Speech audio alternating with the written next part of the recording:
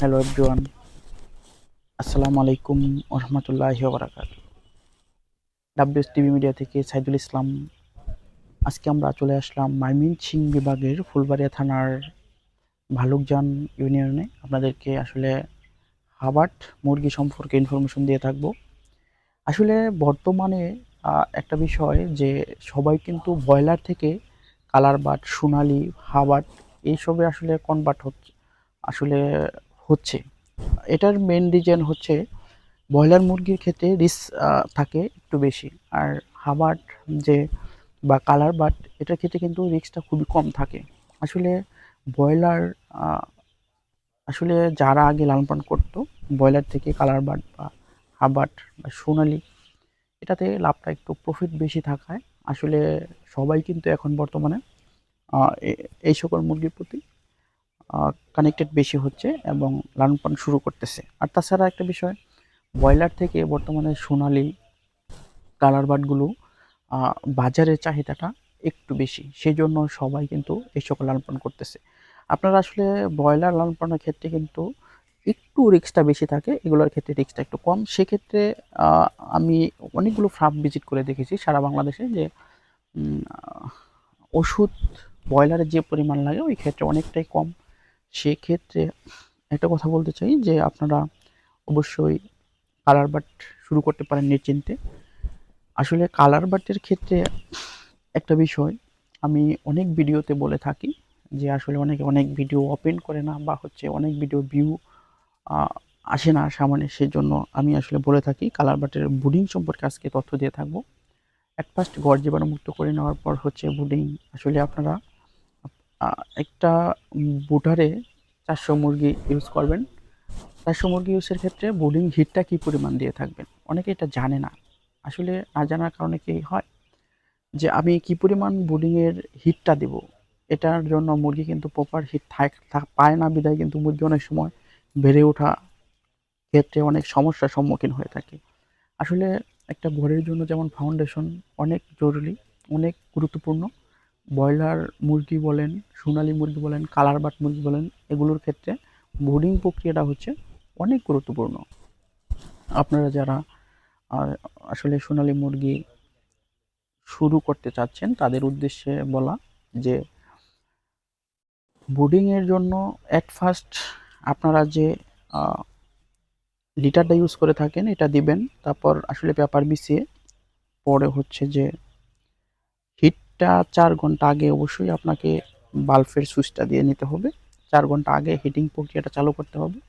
তারপর মুরগি আনার পর হুম, মুরগি আনার পর ওইখানে আসলে দিতে হবে। আর মুরগির জন্য অনেকে কিন্তু খাবার ছিটিয়ে দেওয়া হয়ে থাকে।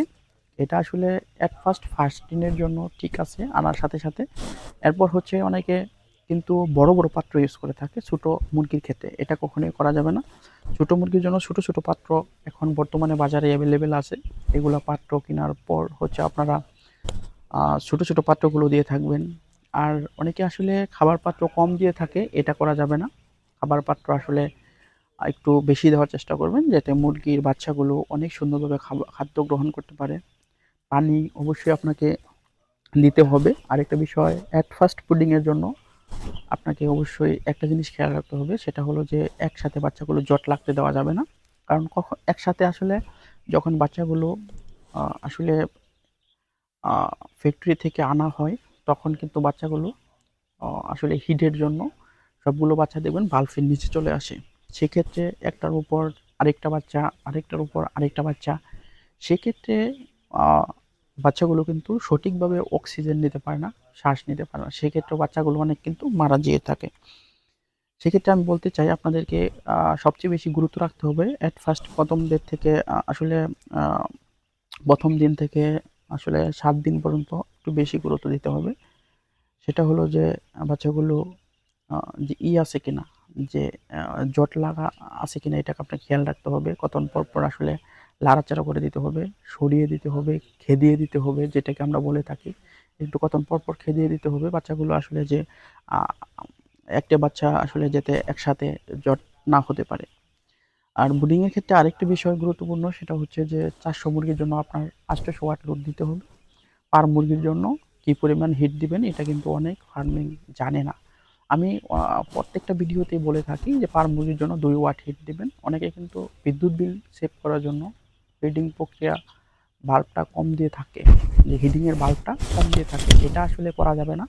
হিটিংয়ের বাল্ব আপনাকে অবশ্যই 400 মুরগির জন্য 800 ওয়াট হিট দিতে হবে। 200 ওয়াটে 4টা বাল্ব দিলেই ওকে। ব্রুডিংয়ের জন্য আরেকটা বিষয় গুরুত্বপূর্ণ, সেটা হলো যে আপনারা কখনোই একসাথে 800 বা 1000 মুরগি ব্রুডিং করার চেষ্টা করবেন না। 400 মুরগি সর্বোচ্চ দিবেন। একটা ব্রুডারের ক্ষেত্রে 400 মুরগি সর্বোচ্চ দিবেন। সেক্ষেত্রে 2000 মুরগি হলে 4টা ব্রুডার করবেন।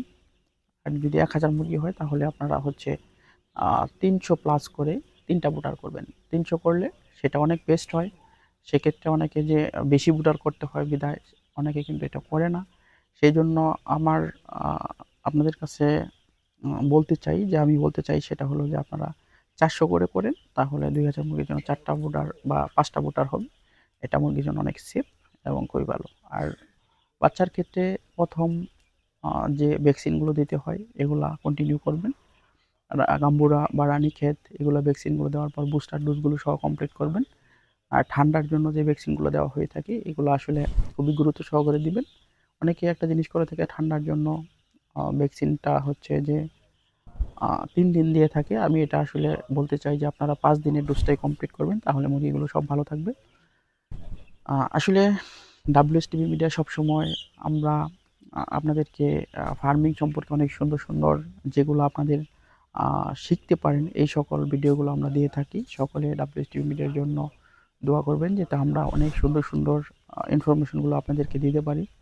সকলের কাছে দোয়া চেয়ে আজকের মতো ভিডিও এখানেই শেষ করতে চাচ্ছি। সকলে ভালো থাকবেন। সকলের সুস্বাস্থ্য এবং দীর্ঘায়ু কামনা করে এখানে ভিডিও শেষ করতেছি। সকলে ভালো থাকবেন। আসসালামু আলাইকুম ওয়া রাহমাতুল্লাহি ওয়া বারাকাতুহু।